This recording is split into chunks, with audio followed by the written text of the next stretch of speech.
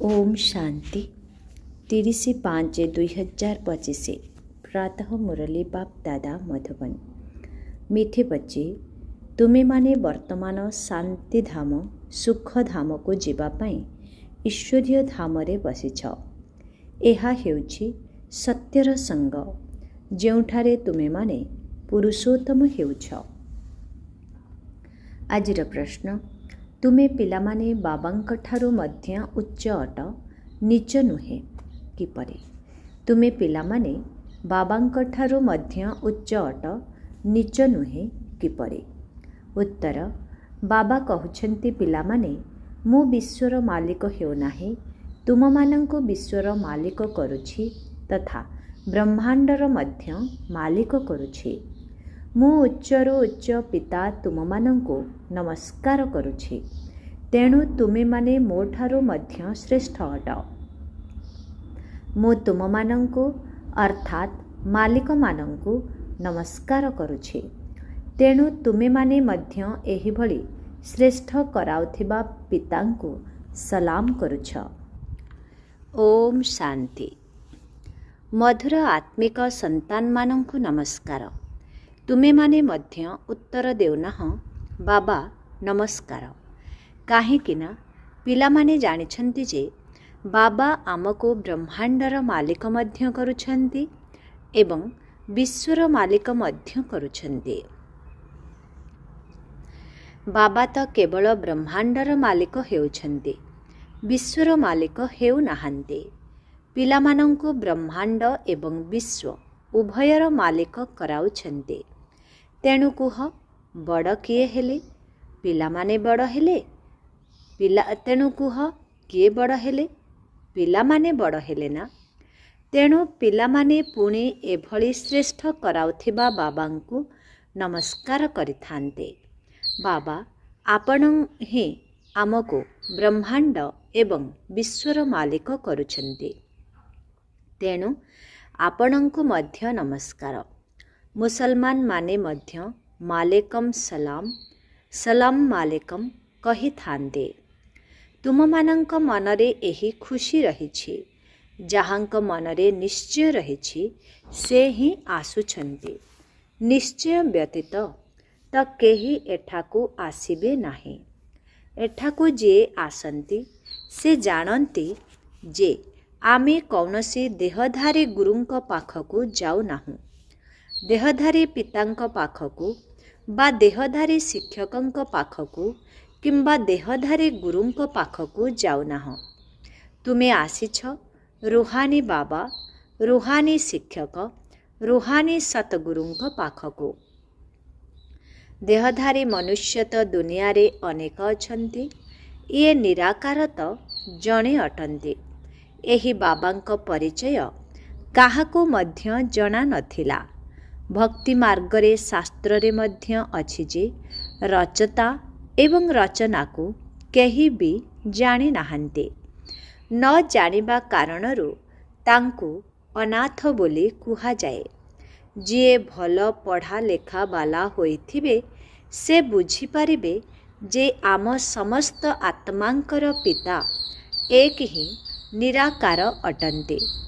से आसी पिता, शिक्षक, सतगुरु मध्य हेउछन्ते। गीतारे कृष्णंकर महिमा रहिछि। गीता हेउछि सर्वशास्त्रमयी शिरोमणि सर्वोत्तम। गीता को ही माता पिता कुहा जाए। आउ जेउ सबु शास्त्र रहिछि ताकु माता पिता बोली कुहा जीव नाही। श्रीमद् भगवत गीता माता गायन रहिछि। भगवानंक मुख कमलरु बाहरी थिबा गीतार ज्ञान। सर्वोच्च बाबा ही अटंती, तेणु निश्चित सर्वोच्च रूपे गायन होइथिबा गीता हेउछि समस्तंकर रचयिता। बाकी सबु शास्त्र हेला ताहार पत्र रचना। रचना ठारू केबे संपत्ति मिली पारिबो नाही। जदि मिलिबो तेबे अल्प काल पाई। अन्य एते सबु शास्त्र अछि जाहाको पढ़िले अल्प कालर सुख मिली थाए गोटिए जन्म पाई। ଯେଉଁ ଶାସ୍ତ୍ରକୁ ମନୁଷ୍ୟକୁ ପଢ଼ାଇ ଥାନ୍ତେ। ଅନ୍ୟ ସମସ୍ତ ପ୍ରକାରର ଯାହା ବି ପାଠପଢ଼ା ରହିଛି ତାହା ସବୁ ଅଳ୍ପ ସମୟ ପାଇଁ ମନୁଷ୍ୟମାନଙ୍କୁ ପଢ଼ାଇଥାନ୍ତି। ଅଳ୍ପ କାଳର ସୁଖ ମିଳିଲା, ପୁଣି ପରଜନ୍ମରେ ଅନ୍ୟ ପାଠ ପଢ଼ିବାକୁ ପଡ଼ିଥାଏ। ଏଠି ତ ଏକ ନିରାକାର ବାବା ଅଟନ୍ତି, ଯିଏ 21 ଜନ୍ମ ପାଇଁ ସମ୍ପତ୍ତି ଦେଇଥାନ୍ତି, ଯାହା କୌଣସି ମନୁଷ୍ୟ ତ ଦେଇପାରିବେ ନାହିଁ। ଦୁନିଆରେ ଲୌକିକ ପିତା ତ ମୂଲ୍ୟହୀନ ସମ୍ପତ୍ତି ଦେଇଥାନ୍ତି। ବାବା ତ ତୁମକୁ ମୂଲ୍ୟବାନ କରିଦେଉଛନ୍ତି। ବର୍ତ୍ତମାନ ବାବା ଆସି ପିଲାମାନଙ୍କୁ ବୁଝାଉଛନ୍ତି, ତୁମେ ସବୁ ଈଶ୍ୱରଙ୍କର ସନ୍ତାନ ଅଟ ନା? ସର୍ବବ୍ୟାପୀ କହିବାର ଅର୍ଥ କିଛି ବୁଝିପାରୁନାହାନ୍ତି। ଯଦି ସମସ୍ତଙ୍କ ଭିତରେ ପରମାତ୍ମା ଅଛନ୍ତି, ତେବେ ସାରା ସଂସାର ପିତାମୟ ହୋଇଯିବ। ସମସ୍ତେ ପିତା ହୋଇଗଲେ ପୁଣି ସମ୍ପତ୍ତି କାହାଠାରୁ ମିଳିବ? କାହାର ଦୁଃଖ କିଏ ହରଣ କରିବ? ବାବାଙ୍କୁ ହିଁ ଦୁଃଖ ହର୍ତ୍ତା ସୁଖକର୍ତ୍ତା କୁହାଯାଏ। ସମସ୍ତେ ପିତା ହିଁ ପିତାର, ତେଣୁ ତ କୌଣସି ଅର୍ଥ ବାହାରୁ ନାହିଁ। ବାବା ବସି ବୁଝାଉଛନ୍ତି ଯେ ଏହା ହିଁ ହେଉଛି ରାବଣ ରାଜ୍ୟ। ଏହା ମଧ୍ୟ ଡ୍ରାମାରେ ନିର୍ଦ୍ଧାର୍ଯ୍ୟ ରହିଛି, ତେଣୁ ଚିତ୍ରରେ ମଧ୍ୟ ଭଲ ଭାବରେ ଦେଖାଇ ଦିଆଯାଇଛି। ତୁମମାନଙ୍କ ବୁଦ୍ଧିରେ ଅଛି ଯେ ଆମେ ପୁରୁଷୋତ୍ତମ ସଙ୍ଗମ ଯୁଗରେ ଅଛୁ। ବାବା ପୁରୁଷୋତ୍ତମ କରିବା ପାଇଁ ଆସିଛନ୍ତି।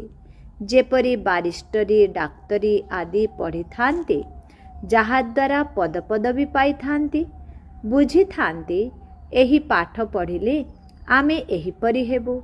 ଏଠି ତୁମେ ସତ୍ସଙ୍ଗରେ ବସିଛ, ଯାହାଦ୍ୱାରା ତୁମେ ସୁଖଧାମକୁ ଯାଉଛ। ସତ୍ୟଧାମ ମଧ୍ୟ ଦୁଇଟି ରହିଛି, ଗୋଟିଏ ସୁଖଧାମ, ଅନ୍ୟଟି ଶାନ୍ତିଧାମ। ଏହା ଈଶ୍ୱରଙ୍କର ଧାମ ଅଟେ। ବାବା ରଚୟିତା ଅଟନ୍ତି ନା, ଯିଏ ବାବାଙ୍କ ଦ୍ୱାରା ବୁଝି ହୁସିଆର ହୋଇଯାଇଥାନ୍ତି। ତାଙ୍କର କର୍ତ୍ତବ୍ୟ ହେଲା ଅନ୍ୟମାନଙ୍କର ସେବା କରିବା। ବାବା କହିବେ, ତୁମେ ଏବେ ବୁଝିକରି ହୁସିଆର ହୋଇଛ, ତେବେ ଶିବଙ୍କ ମନ୍ଦିରକୁ ଯାଇ ବୁଝାଅ। ତାଙ୍କୁ କୁହ, ଏହାଙ୍କ ଉପରେ ଫଳ ଫୁଲ ମାଖନ ଘିଅ ଅରଖ ଫୁଲ ଗୋଲାପ ଫୁଲ ଆଦି ବିଭିନ୍ନ ପ୍ରକାରର ଫୁଲ କାହିଁକି ଚଢ଼ାଉଛ? କୃଷ୍ଣଙ୍କ ମନ୍ଦିରରେ ତ ଅରଖ ଫୁଲ ଚଢ଼ାନ୍ତି ନାହିଁ। ସେଠାକୁ ବହୁତ ଭଲ ସୁଗନ୍ଧିତ ଫୁଲ ନେଇଯାଇଥାନ୍ତି। ଶିବଙ୍କ ଉପରେ ତ ଅରଖ ଫୁଲ ତଥା ଗୋଲାପ ଫୁଲ ଆଦି ଚଢ଼ାଇଥାନ୍ତି, କିନ୍ତୁ ଅର୍ଥ ତ କେହି ଜାଣିନାହାନ୍ତି। ଏହି ସମୟରେ ତୁମମାନଙ୍କୁ ବାବା ପଢ଼ାଉଛନ୍ତି, କୌଣସି ମନୁଷ୍ୟ ପଢ଼ାଉନାହାନ୍ତି। ବାକି ସମଗ୍ର ଜଗତରେ ମନୁଷ୍ୟଙ୍କୁ ପଢ଼ାଇଥାନ୍ତି, କିନ୍ତୁ ତୁମମାନଙ୍କୁ ଭଗବାନ ପଢ଼ାଉଛନ୍ତି। କୌଣସି ମନୁଷ୍ୟକୁ ଭଗବାନ କେବେ ହେଲେ କୁହାଯିବ ନାହିଁ। ଲକ୍ଷ୍ମୀ ନାରାୟଣଙ୍କୁ ମଧ୍ୟ ଭଗବାନ କୁହାଯାଏ ନାହିଁ। ତାଙ୍କୁ ଦେବୀ ଦେବତା କୁହାଯାଏ। ବ୍ରହ୍ମା ବିଷ୍ଣୁ ଶଙ୍କରଙ୍କୁ ମଧ୍ୟ ଦେବତା କୁହାଯିବ। ଭଗବାନ ଏକ ବାବା, ଯିଏକି ସମସ୍ତ ଆତ୍ମାମାନଙ୍କର ପିତା ଅଟନ୍ତି। ସମସ୍ତେ କହିଥାନ୍ତି ମଧ୍ୟ, ହେ ପରମ ପିତା ପରମାତ୍ମା। ତାଙ୍କର ପ୍ରକୃତ ନାମ ଶିବ ଅଟେ। ଆଉ ତୁମେ ପିଲାମାନେ ହେଉଛ ଶାଳଗ୍ରାମ। ପଣ୍ଡିତମାନେ ଯେତେବେଳେ ରୁଦ୍ରଯଜ୍ଞ ରଚନା କରିଥାନ୍ତି, ତେବେ ଶିବଙ୍କର ବହୁତ ବଡ଼ ଲିଙ୍ଗ ତିଆରି କରିଥାନ୍ତି ଏବଂ ଶାଳଗ୍ରାମ ଛୋଟ ଛୋଟ କରିଥାନ୍ତି। ଶାଳଗ୍ରାମ କୁହାଯାଇଥାଏ ଆତ୍ମାକୁ, ଶିବ କୁହାଯାଇଥାଏ ପରମାତ୍ମାକୁ। ସେ ସମସ୍ତଙ୍କର ପିତା ଅଟନ୍ତି। ଆମେ ସମସ୍ତେ ଭାଇ ଭାଇ ଅଟୁ। ଭାତୃମୟ ବୋଲି ମଧ୍ୟ କହିଥାନ୍ତି। ବାବାଙ୍କର ସନ୍ତାନ ଆମେ ଆତ୍ମାମାନେ ଭାଇ ଭାଇ ଅଟୁ। ପୁଣି ଭାଇ ଭଉଣୀ କିପରି ହେଲେ? ପ୍ରଜାପିତା ବ୍ରହ୍ମାଙ୍କ ମୁଖ ଦ୍ୱାରା ପ୍ରଜା ରଚନା କରାଯାଇଥାଏ। ସେମାନେ ହେଲେ ବ୍ରାହ୍ମଣ ବ୍ରାହ୍ମଣୀ। ଆମେ ପ୍ରଜାପିତା ବ୍ରହ୍ମାଙ୍କର ସନ୍ତାନ। ଏଣୁ ବି କେ ଅର୍ଥାତ୍ ବ୍ରହ୍ମା କୁମାର କୁମାରୀ କହିଥାନ୍ତି। ଆଚ୍ଛା, ବ୍ରହ୍ମାଙ୍କୁ କିଏ ଜନ୍ମ ଦେଇଛନ୍ତି? ଭଗବାନ। ବ୍ରହ୍ମା ବିଷ୍ଣୁ ଶଙ୍କର ଏମାନେ ସବୁ ରଚନା ଅଟନ୍ତି। ସୂକ୍ଷ୍ମ ବତନର ମଧ୍ୟ ରଚନା ହୋଇଗଲା। ବ୍ରହ୍ମା ମୁଖ କମଳ ଦ୍ୱାରା ତୁମେ ପିଲାମାନେ ଜନ୍ମ ହୋଇଛ। ବ୍ରାହ୍ମଣ ବ୍ରାହ୍ମଣୀ ବୋଲାଉଛ। ତୁମେ ବ୍ରହ୍ମା ମୁଖବଂଶାବଳୀ ପୋଷ୍ୟ ସନ୍ତାନ ଅଟ। ପ୍ରଜାପିତା ବ୍ରହ୍ମା ସ୍ଥୂଳ ରୂପରେ ସନ୍ତାନ କିପରି ଜନ୍ମ କରିପାରିବେ? ତେବେ ନିଶ୍ଚିତ ପୋଷ୍ୟ ଭାବେ ଗ୍ରହଣ କରିବେ ନା। ଯେପରି ଗୁରୁ ତାଙ୍କର ଅନୁସରଣକାରୀମାନଙ୍କୁ ପୋଷ୍ୟ କରି ଶିଷ୍ୟ କରିଥାନ୍ତି। ତେବେ ପ୍ରଜାପିତା ବ୍ରହ୍ମା ସମଗ୍ର ଜଗତର ପିତା ହୋଇଗଲେ। ତାଙ୍କୁ ଗ୍ରେଟ୍ ଗ୍ରେଟ୍ ଗ୍ରାଣ୍ଡ ଫାଦର କୁହାଯାଏ। ପ୍ରଜାପିତା ବ୍ରହ୍ମା ତ ଏହି ସ୍ଥୂଳ ଜଗତରେ ଦରକାର ନା। ସୂକ୍ଷ୍ମ ବତନରେ ମଧ୍ୟ ବ୍ରହ୍ମା ଅଛନ୍ତି। ନାମର ଗାୟନ ରହିଛି ବ୍ରହ୍ମା ବିଷ୍ଣୁ ଶଙ୍କର, କିନ୍ତୁ ସୂକ୍ଷ୍ମ ବତନରେ ପ୍ରଜା ତ ନଥାନ୍ତି। ପ୍ରଜାପିତା ବ୍ରହ୍ମା କିଏ? ଏସବୁ କଥା ବାବା ବସି ବୁଝାଉଛନ୍ତି। ଦୁନିଆର ବ୍ରାହ୍ମଣମାନେ ମଧ୍ୟ ନିଜକୁ ବ୍ରହ୍ମାଙ୍କର ସନ୍ତାନ କହିଥାନ୍ତି। ତେବେ ବ୍ରହ୍ମା କେଉଁଠି ଅଛନ୍ତି? ତୁମେ କହିବ ଏହିଠାରେ ବସିଛନ୍ତି। ସେମାନେ କହିବେ ବ୍ରହ୍ମା ଆସିକରି ଗଲେଣି। ସେମାନେ ପୁଣି ନିଜକୁ ପୂଜାରୀ ବ୍ରାହ୍ମଣ କହିଥାନ୍ତି। ବର୍ତ୍ତମାନ ତୁମେମାନେ ତ ପ୍ରତ୍ୟକ୍ଷ ରୂପେ ତାଙ୍କର ସନ୍ତାନ ହୋଇଛ। ପ୍ରଜାପିତା ବ୍ରହ୍ମାଙ୍କର ସନ୍ତାନ। ପରସ୍ପର ମଧ୍ୟରେ ଭାଇ ଭଉଣୀ ହୋଇଗଲ। ଶିବ ବାବା ବ୍ରହ୍ମାଙ୍କୁ ପୋଷ୍ୟ ଭାବେ ଗ୍ରହଣ କରିଛନ୍ତି। କହୁଛନ୍ତି, ମୁଁ ଏହି ବୃଦ୍ଧ ଶରୀରରେ ପ୍ରବେଶ କରି ତୁମକୁ ରାଜଯୋଗ ଶିଖାଉଛି। ମନୁଷ୍ୟରୁ ଦେବତା କରାଇବା ଏହା କୌଣସି ମନୁଷ୍ୟଙ୍କର କାମ ନୁହେଁ। ବାବାଙ୍କୁ ହିଁ ରଚୟିତା କୁହାଯାଏ। ଭାରତବାସୀ ଜାଣିଛନ୍ତି, ଶିବ ଜୟନ୍ତୀ ମଧ୍ୟ ପାଳନ କରିଥାନ୍ତି। ଶିବ ହେଉଛନ୍ତି ସମସ୍ତଙ୍କର ପିତା। ମନୁଷ୍ୟଙ୍କୁ ଏହା ମଧ୍ୟ ଜଣାନାହିଁ ଯେ ଦେବୀ ଦେବତାଙ୍କୁ ଏହି ରାଜ୍ୟ କିଏ ଦେଲା। ସ୍ୱର୍ଗର ରଚୟିତା ପରମ ପିତା ପରମାତ୍ମା ଅଟନ୍ତି, ଯାହାଙ୍କୁ ପତିତ ପାବନ କୁହାଯାଉଛି। ଆତ୍ମା ପ୍ରକୃତରେ ପବିତ୍ର ହୋଇଥାଏ, ପୁଣି ସତୋ ରଜୋ ତମୋରେ ଆସିଥାଏ। ଏହି ସମୟରେ କଳିଯୁଗରେ ସମସ୍ତେ ତମୋ ପ୍ରଧାନ ଅଟନ୍ତି। ସତ୍ୟ ଯୁଗରେ ସତୋ ପ୍ରଧାନ ଥିଲେ। ଆଜିଠାରୁ 5000 ବର୍ଷ ପୂର୍ବେ ଏହି ଲକ୍ଷ୍ମୀ ନାରାୟଣଙ୍କର ରାଜ୍ୟ ଥିଲା। 2500 ବର୍ଷ ଦେବତାମାନଙ୍କର ରାଜଧାନୀ ଚାଲିଲା। ସେମାନଙ୍କର ପିଲାମାନେ ମଧ୍ୟ ରାଜତ୍ୱ କଲେ। ଲକ୍ଷ୍ମୀ ନାରାୟଣ ଫାଷ୍ଟ, ସେକେଣ୍ଡ, ଏହିପରି କ୍ରମାନ୍ୱୟରେ ଚାଲିଥାଏ। ମନୁଷ୍ୟଙ୍କୁ ଏକଥା ବିଷୟରେ କିଛି ବି ଜଣା ନାହିଁ। ଏହି ସମୟରେ ସମସ୍ତେ ତମୋପ୍ରଧାନ ପତିତ ଅଟନ୍ତି। ଏଠି ଜଣେ ମଧ୍ୟ ମନୁଷ୍ୟ ପବିତ୍ର ହୋଇପାରିବ ନାହିଁ। ସମସ୍ତେ ଡାକିଥାନ୍ତି ଯେ ହେ ପତିତ ପାବନ ଆସ। ତେବେ ପତିତ ଦୁନିଆ ହେଲା ନା। ଏହାକୁ ହିଁ କଳିଯୁଗ ନର୍କ କୁହାଯାଉଛି। ନୂଆ ଦୁନିଆକୁ ସ୍ୱର୍ଗ, ପବିତ୍ର ଦୁନିଆ କୁହାଯାଏ। ପୁଣି ପତିତ କିପରି ହେଲେ, ଏହା କେହି ଜାଣିନାହାନ୍ତି। ଭାରତରେ ଜଣେ ମଧ୍ୟ ମନୁଷ୍ୟ ନାହାନ୍ତି ଯିଏ ନିଜର 84 ଜନ୍ମକୁ ଜାଣିଛନ୍ତି। ମନୁଷ୍ୟ ସର୍ବାଧିକ 84 ଜନ୍ମ ନିଏ ଏବଂ ଅତି କମରେ ଗୋଟିଏ ଜନ୍ମ। ଭାରତକୁ ଅବିନାଶୀ ଖଣ୍ଡ କୁହାଯାଉଛି, କାହିଁକି ନା ଏହିଠାରେ ହିଁ ଶିବ ବାବାଙ୍କର ଅବତରଣ ହୋଇଥାଏ। ଭାରତ ଖଣ୍ଡ କେବେ ବିନାଶ ହୋଇପାରିବ ନାହିଁ। ବାକି ଯେଉଁ ସବୁ ଅନେକ ଖଣ୍ଡ ରହିଛି, ସେ ସବୁ ବିନାଶ ହୋଇଯିବ। ଏହି ସମୟରେ ଆଦି ସନାତନ ଦେବୀଦେବତା ଧର୍ମ ପ୍ରାୟ ଲୋପ ହୋଇଯାଇଛି। କେହି ମଧ୍ୟ ନିଜକୁ ଦେବତା କହିପାରିବେ ନାହିଁ, କାହିଁକି ନା ଦେବତାମାନେ ସତୋପ୍ରଧାନ ପବିତ୍ର ଥିଲେ। ଏବେ ତ ସମସ୍ତେ ପତିତ ପୂଜାରୀ ହୋଇଯାଇଛନ୍ତି। ଏହା ମଧ୍ୟ ବାବା ଆସି ବୁଝାଉଛନ୍ତି।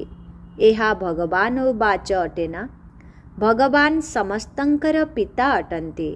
से थरे मात्र भारत वर्ष को आसी थांते। केबे आसी थांती? पुरुषोत्तम संगम जुगरे। एही संगम जुग को ही पुरुषोत्तम कुहा जाउछे।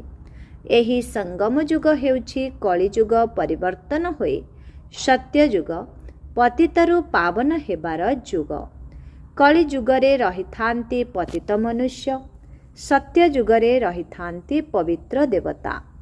वर्तमान समय को कुहा जाउछि पुरुषोत्तम संगम जुग, जेतेबेले कि बाबा आसी पतितरु पवित्र करिथांती। तुमे माने आसीछ मनुष्यरु देवता पुरुषोत्तम हेबा पाई। मनुष्य तो एहा मध्य जानि नाहांती जे आमे आत्मा माने निर्वाण धाम रे रही थाउ। सेठारु आसुछु अभिनय करिबा पाई। एही नाटकर आयु 5000 वर्ष अटे। आमे एही बेहद नाटकरे अभिनय करिथाउ। एते सबु मनुष्य पाटधारी अटंती। एही ड्रामार चक्र घूरी चलीछि, केबे बंद हेबार नाही। प्रथमे प्रथमे एही नाटकरे सत्यजुगर देवी देवता माने पाट बजाइबा पाई आसी थांते। पुणी त्रेतयारे क्षत्रिय। एही नाटक को मध्य समस्ते जानिबा दरकार ना। एहा हेउछि कंटार जंगल। सबु मनुष्य दुखी अटंती। कलिजुग परे पुणी सत्यजुग आसी थाए। कलिजुगरे बहुत मनुष्य अछंती, सत्यजुगरे केते हेबे? आदि सनातन सूर्यवंशी देवी देवता माने ही थिबे। एही पुराणा दुनिया एबे बदली जिवो। मनुष्य सृष्टिरु परिवर्तित होई देवता मानंकर सृष्टि हेबो। आदि सनातन देवी देवता धर्म थिला, किंतु एबे निजको देवता बोली कहि परिबे नाही। निजर धर्म को ही भूली गलेनी। केवल भारतवासी ही निज धर्म को भूली जाइछन्ति। हिंदुस्तान रे रहिबा कारणरू निजर धर्म को हिंदू धर्म कहुछन्ति। देवता माने तो पवित्र थिले, एबे सेमाने पतित अटंती। एणु निजको देवता कहि परिबे नाही। देवता मानंकर ही पूजा करि चलिछन्ति। निजको पापी और नीच कहुछन्ति। एबे बाबा बुझाउछन्ति जे तुमे माने ही पूज्य थिल, पुणे तुमे माने ही पूजारी पतित होइछ। हम सोर अर्थ मध्य बुझाइछन्ति। दुनिया रे सेमाने कहिथांती आत्मा सो परमात्मा। एहा हेउछि मिथ्या अर्थ, मिथ्या शरीर, मिथ्या माया। सत्य जुगरे एपरी कहिबे नाही। सत्य खंडर स्थापना बाबा करिथांते। मिथ्या खंडर स्थापना रावण करिथाए। एहा मध्य बाबा आसी बुझाउछन्ति जे आत्मा कौन, परमात्मा कौन, एक कथा मध्य केही जाने नाहंते। बाबा कहुछन्ति तुमे सबु आत्मा बिंदु अट। तुम भितरे 84 जन्मर अभिनय समाहित होई रहिछे। मु आत्मा किभଳି अटे एहा केही जाने नाहंते। मु बारिस्टर अटे, अमुक अटे एहा जानी थांते, बाकी आत्मा को केही जानी नाहंती। बाबा ही आसी परिचय देउछन्ते। तुमर आत्मारे 84 जन्मर अविनाशी पाठ निर्धारित होई रहिछे, जहा केबे विनाश होई पारिबो नाही। एही भारत दिने फूलर बगीचा थिला। सेठारे सुख ही सुख थिला, एबे दुख ही दुख रहिछे। एही ज्ञान बाबा देउछन्ते। तुमे पिलामाने बाबांक ठारू वर्तमान नुआ नुआ कथा शुणुछ। सबुठारू नुआ कथा हेला तुमे माने मनुष्यरु देवता हेउछ। तुमे जानुछ जे मनुष्यरु देवता हेबार पाठ कौनसी मनुष्य पढ़ाई न थांते, भगवान पढ़ाई थांते। सेही भगवान को सर्वव्यापी कहिबा एहा तो गाली देबा हेला ना। वर्तमान बाबा बुझाउछन्ति जे मु प्रति 5000 वर्ष परे आसी भारत को स्वर्ग करुछे, रावण नर्क करिदिए। एही कथा दुनिया रे आउ केही जानि नाहंते। ବାବା ହିଁ ଆସି ତୁମକୁ ମନୁଷ୍ୟରୁ ଦେବତା କରୁଛନ୍ତି। ଗାୟନ ମଧ୍ୟ ରହିଛି, ମୁତ୍ ପଲିତ କପଡ଼ା ଧୋଏ, ମାନ ମଇଳା କପଡ଼ା ଧୋଇଥାନ୍ତି। ସତ୍ୟ ଯୁଗରେ ତ ବିକାର ନଥାଏ, ତାହା ସମ୍ପୂର୍ଣ୍ଣ ନିର୍ବିକାରୀ ଦୁନିଆ। ବର୍ତ୍ତମାନ ବିକାରୀ ଦୁନିଆ ଅଟେ।